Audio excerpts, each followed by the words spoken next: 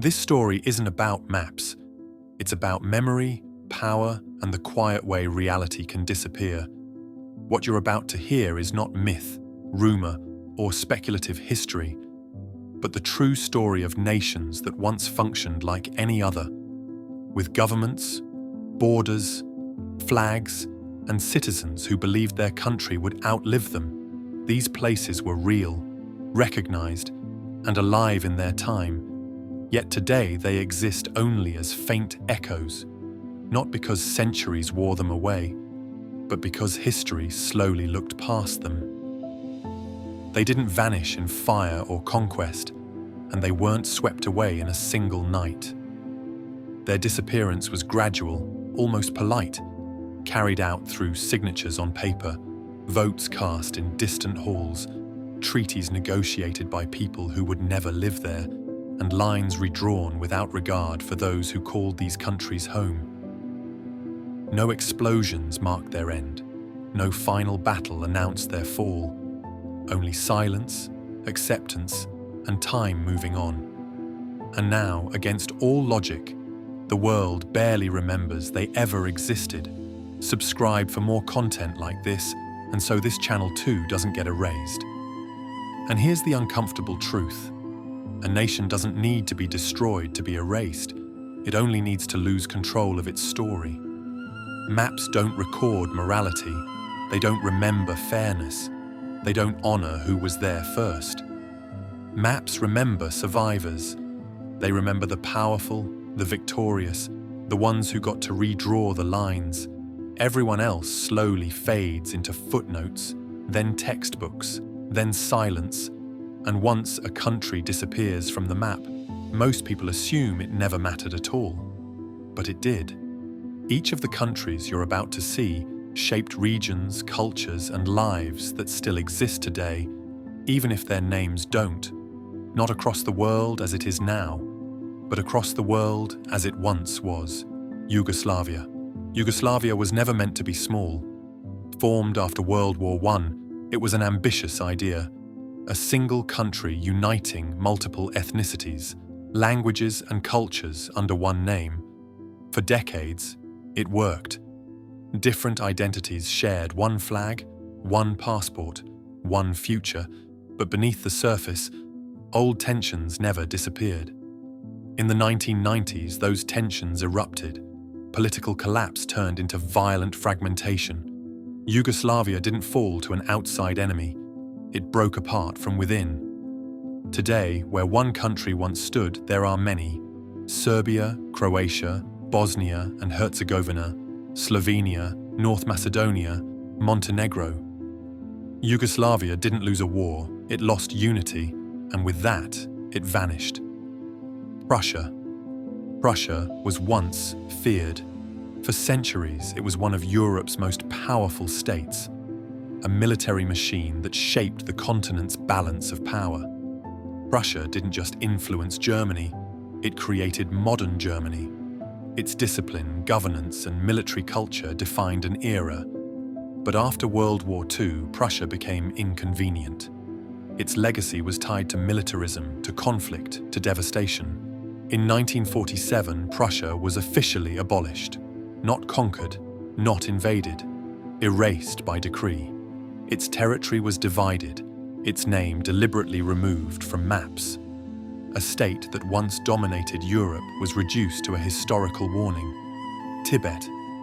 High in the Himalayas, Tibet existed as more than a cultural region. For decades, it functioned as a de facto independent nation, with its own government, its own borders, and a way of life that was deeply spiritual, isolated and distinct.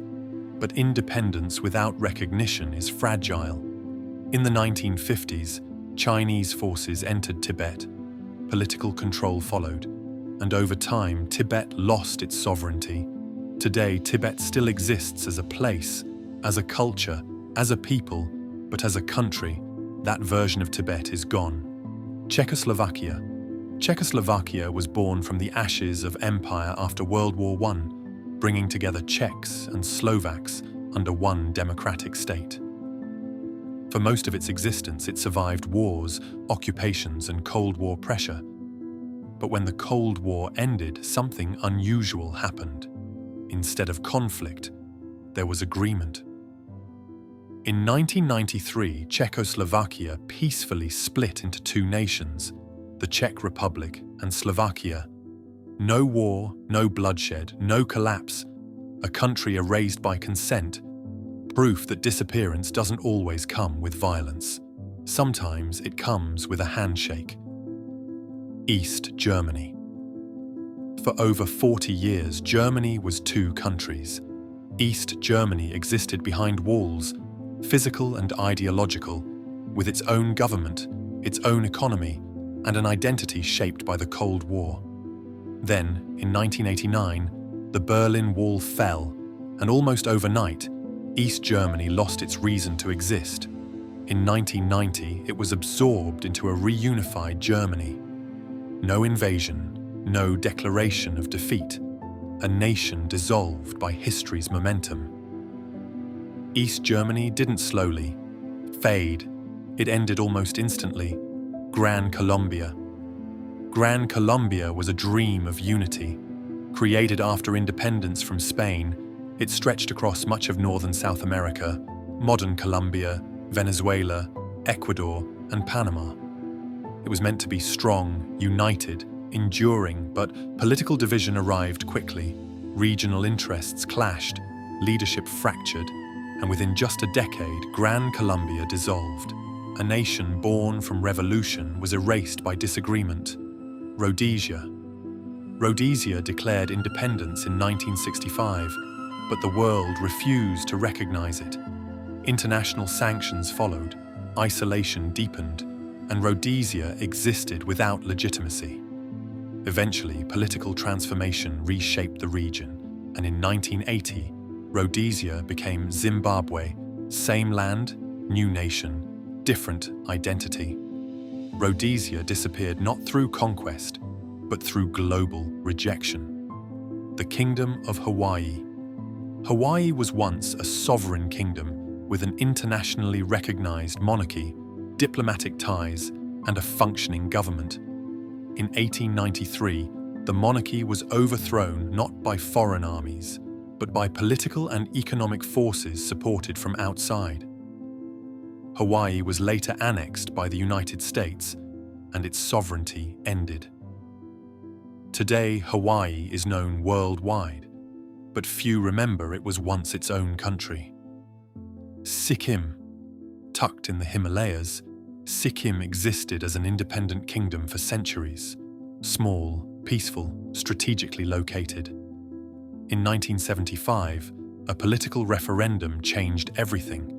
Sikkim was absorbed into India. No invasion, no war, just a vote and a quiet end. A kingdom that disappeared without noise. 10 countries, different continents, different eras, different endings, yet all share one fate. They no longer exist on the map. At first, these countries seem unrelated, different continents, cultures, centuries. But when you step back, a pattern appears. These nations didn't disappear randomly. They sat in strategic locations, along trade routes between empires, at ideological fault lines. They were valuable, and value attracts pressure. Again and again, the same forces emerge. Power imbalance, external influence, political leverage, geography that made neutrality impossible. None of these countries vanished because they were weak. They vanished because someone stronger decided they should. History doesn't always erase nations with violence. Sometimes it erases them with paperwork, negotiations, and decisions made in rooms their people were never invited into. And once the borders change, the story changes too. What was once a country becomes a region, a former state, a footnote, and the map moves on. These countries didn't disappear from history by accident. They disappeared because history favors what still exists. What survives gets remembered. What loses power gets summarized, then simplified, then forgotten. Maps don't show what was, they show what won. And the map you know, the one you trust, the one you learned in school, that isn't history. It's the final draft, written by the last ones standing. If this made you rethink how fragile borders really are, share this video with someone who believes nations last forever. Like the video, subscribe to the channel, and turn on the notification bell so you don't miss the next forgotten chapter of our world.